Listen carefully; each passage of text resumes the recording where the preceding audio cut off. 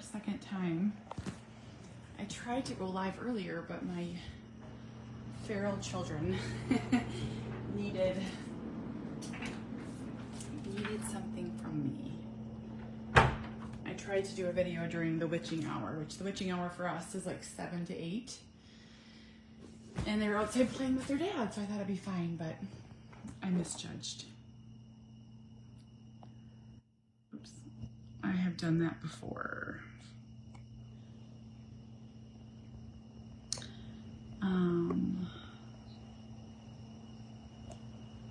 So I'm only going to stay on for about 10 minutes tonight. I've had a really hard autism day, and I just want to talk about it. I just simply want to talk about it. I don't want to talk about it in a sad way or a happy way or a negative way. I just want to talk about it. And so for anyone that doesn't know me, I'm sure every one of you knows me. Hi. My son, Cooper, is 13. He has a diagnosis of severe nonverbal autism. Some people prefer when I say non-speaking. There's lots of language terminology that I get corrected on daily. He is loved and he is treasured and he is doing great.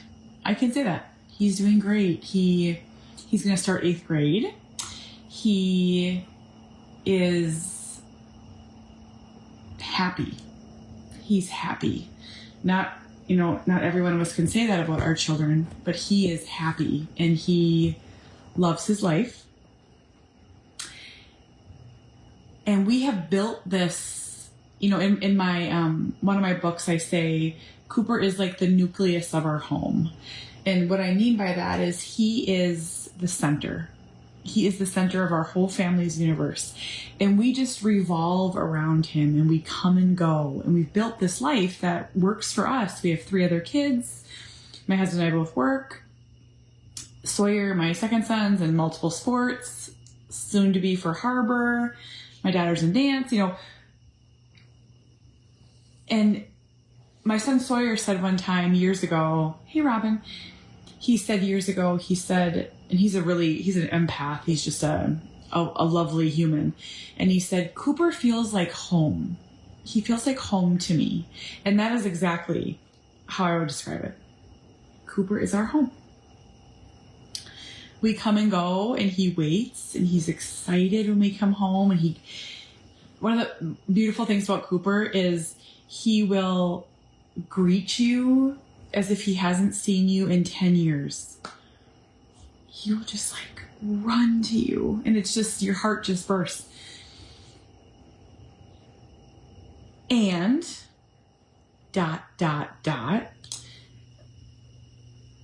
autism's hard. I know that there's people that want me to sugarcoat that and for a lot of years I did, but I'll tell you, parenting's hard.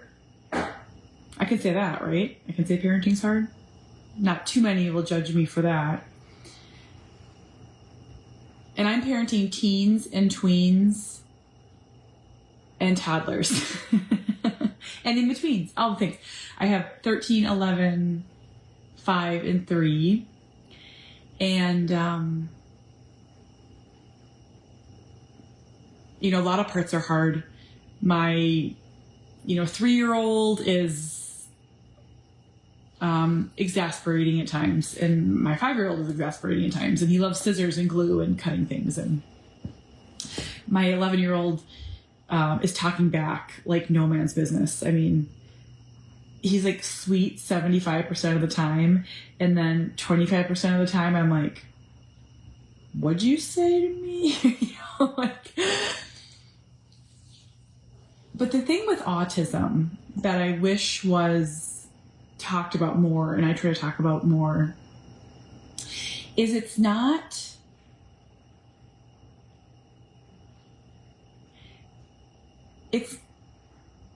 a set path.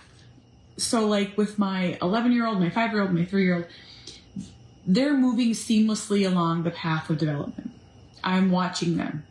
My 11-year-old is a tween and he's starting 6th grade and he's doing his hair in that weird wingy thing, where it looks like banana peels. He's doing all the things other 11-year-olds do. He's not wanting to shower, and he's saying things like, I think I have the puberty, and he's starting to like girls, and he holds my hand still, and like he's just moving seamlessly along. And I know when we get in a hard stage, there'll be another hard one to follow. It's like you just keep. But he also can dress himself and bathe himself and brush his teeth and go for a bike ride and speak. He knows that hot is hot and sharp is sharp and not to get in a van with strangers. All the parts. And so I've always felt like as a mom, like when you're, how you bring your newborn home from the hospital with all 4 of my kids, I felt this. And those like first 2 weeks, you think you're never going to sleep again. And you're breastfeeding 24 hours a day, and you don't know your days from your nights, and you want to shower, but you know it's going to change. You know they won't be in diapers forever. You know that you do. With my oldest, it's never been like that. Hey, Bridget. It's never been like this. It's like zoop, zoop, zoop, zoop. Like, I never know if we're in a stage forever, or if it's going to come back, or if it's not going to develop. Like, Cooper's speech has never developed. He's 13. He's technically nonverbal. I don't know if he'll ever be able to bathe himself. I don't know. I will tell you, he will willingly get in the shower. He will let me bathe him. That's great. I mean, it's not a fight. And so I'm thankful for that. I don't know if he'll ever understand money. I don't know if he'll ever be able to carry a wallet or set an alarm. I don't know if he'll ever be able to administer his own meds. These different parts. And we're having some, and I don't like to ever get into his medical stuff too widely, just out of respect for him and his dignity. But we're having some hard problems with some incontinence things, and I was just putting the kids to bed, and I found out that I have four loads of bedding that need to be washed. And bedding breaks a human. Don't ever tell me it doesn't. Like, I have 4 comforters to wash, and 4 sets of sheets, and 4 mattress covers. And I'm tired, and I've done 8 loads of laundry today, and I'm like son of a, and I was making his bed for him, and he just started manic laughing. It's one of his stims. I don't know where it comes from. It usually comes off of a show that he's watching. And he was, manic laughing, and manic laughing turns into throwing. And it's a hard behavior because it's not aggression, but it's not really safe. And it's really frustrating. If you don't know what manic laughter is, just imagine like someone uncontrollably laughing super loudly, and you can't get them to stop. And I was making this bed, and I looked over, and I just teared up. And I thought, I don't know if I can do this forever. And then I immediately felt guilty. And then I thought I'm the worst person ever. And then I kept going down the rabbit hole, and I'm like, but I'm going to keep him with me forever. And then I was like, who's going to do this after I die? And will they be nice to him? Will they keep him safe? And what if they don't wash his bedding? What if they make him sleep in it? And what if they get frustrated by his laughing and they hurt him? And then what if they drug him so he doesn't laugh? All of this happened in 5 minutes. And every autism mom out there knows exactly what I'm talking about. And then I was like, blah. Blah. And then I came down and I made his meds and I got him up to his bed and I brushed his teeth and I washed his face and I got him back in bed, in his clean bed, and I gave him his meds and I tucked him in and I kissed him and I told him I love him more than anything, even though I want to bring him to the fire station. So I drop him off, pin it out to him. I'll be back tomorrow, though. Don't give him away. I'll be back tomorrow. And I thought, am I going to be doing this when I'm 80? You know, I think of my friends and their kids are growing up. Their kids can be home alone. They dress themselves and they aren't on meds. And their kids are going to be gone in 5 or 6 years. They'll be empty nesters. Now, I have a 5-year-old and a 3-year-old. I'm extra blessed. But it just kind of hit me really hard. And it's not talked about enough because there's this like unique shame that goes along with it. Also, I'm going to do a break. Can everyone just say hi? Can all 763 of you just say hi? My videos aren't being shown to my followers, and I've noticed that the more comments there are, the more people that see it. So it's my one please plug. If you could just say hi, or hi Kate, or me too, or I understand. Or take it day by day, Kate.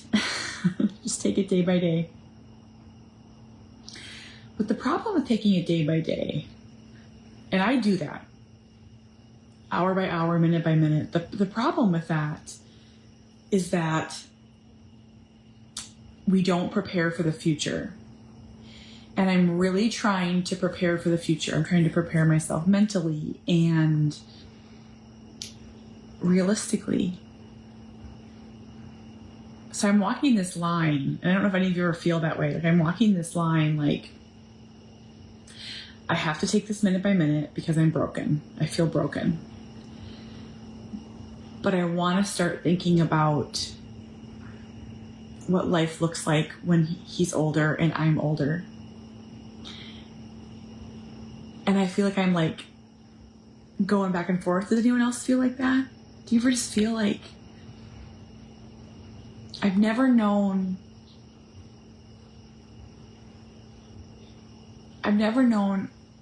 a 50-year-old man or a 60-year-old man like Cooper.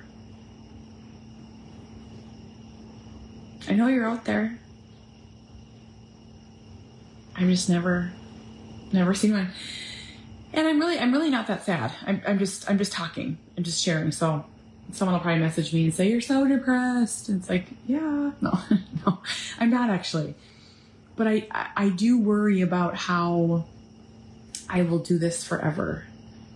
And then I in my new book, I touched on this a little bit on resentment. And I think that's a really powerful word that we don't, that's like shrouded in shame and guilt. But will I ever be resentful? I don't know. That I'll never have an empty nest.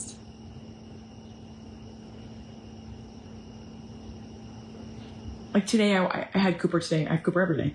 But I really wanted to run. I'll tell you something else that kind of broke me quickly before I go. I can't make Cooper go anywhere anymore. Now, I know that's hard to believe. I can bribe and motivate and encourage, but I can't make him go anywhere. I can't make him get up. If he sits down on me, I can't move him. And this is a big challenge. And it is, so for any parent out there that has an adult with a disability who refuses to move, what do? It's hard. And today I needed to run somewhere. I had Winnie and Cooper, and it took me 15 minutes to get him to get up. 15 minutes to get him to get up. And I'm like, this is where my brain went, because I'm starting to think about it.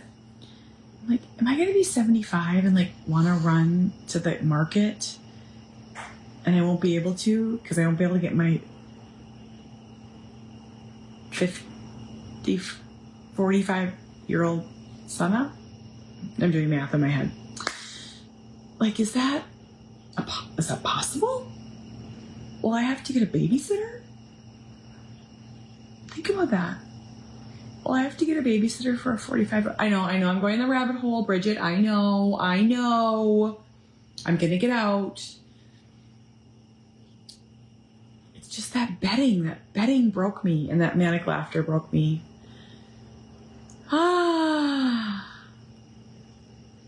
Just did.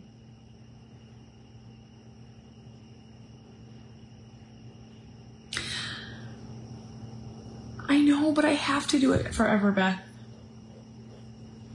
I want to. I don't think of Cooper as a burden. I don't think of him as, I'm just speaking out loud. I guess I just pray that we can get to a place where we can live our life to the fullest. Because that's the hard part, is like, like right now we're not living our life to the fullest. We're happy. We have a beautiful life. But would we be living a completely different life? We would. It's okay. Cooper is our nucleus. He is our center. We are happy. But there are times where I'm like, and I'll just say one more thing and then I'll stop. For some reason, I'm getting really scared about Sawyer's wedding. Sawyer's graduation. Will Cooper be able to go? I know. Will Cooper be able to be a best man? Will Cooper be able to be... If it happened today, it would be no. It's not happening today. But if you want to know why I work so hard to teach him to sit and to listen and to wait and have calm body and get my attention nicely and to not scream, it's so Cooper can be in this world and be in his brother's world. That's why. Every day, we practice every day. But it's like, will he even know his brother's getting married? Will he know he's an uncle? Presume competence, 100%. But I don't know. And even if he knows, will he care? Cooper doesn't care about a lot of stuff. Cooper's pretty content in his own world. He doesn't care about a lot of stuff. He's a pretty chill dude. I wonder though. I wonder if he'll ever hold his niece or nephew. Willingly. Happily. I don't know. We have a 21-year-old grandson. He has a care provider, and I'm one of them. I'm 73. And I know 70's young. So I got scolded for that one time. One time I said, will I be doing this at 75? And someone sweetly scolded me and said, I'm 75 and I'm young. And I was like, yes, 75 is young. But I still have to lay on my son's body when he's having a hard time and keep his head safe and keep his feet safe. Would you want to be doing that at 75? Will I be doing that at 75? I don't know. I don't know.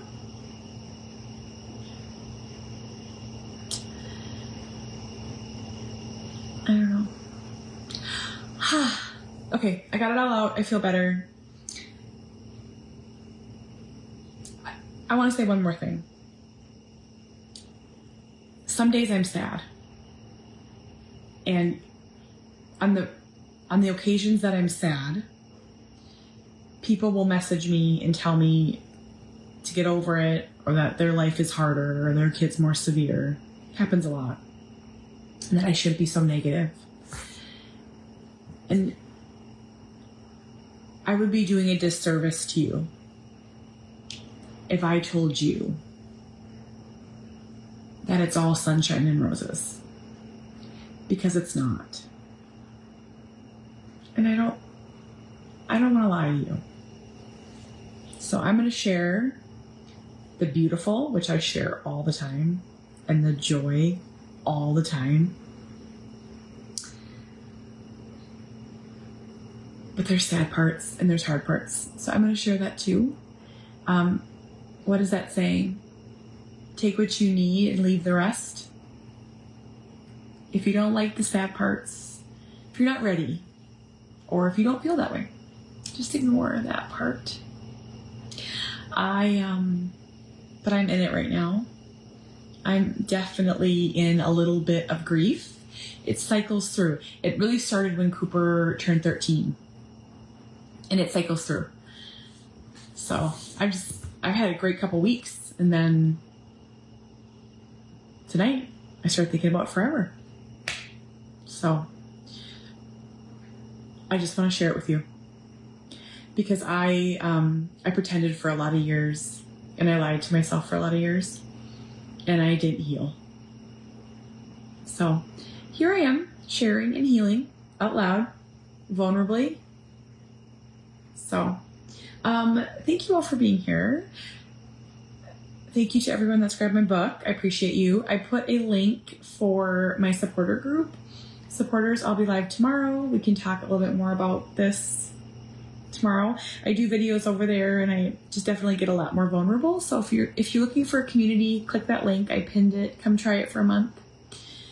And I am going to watch 10 minutes of TV and go to bed. I can't wait. Okay. Good night. Goodbye.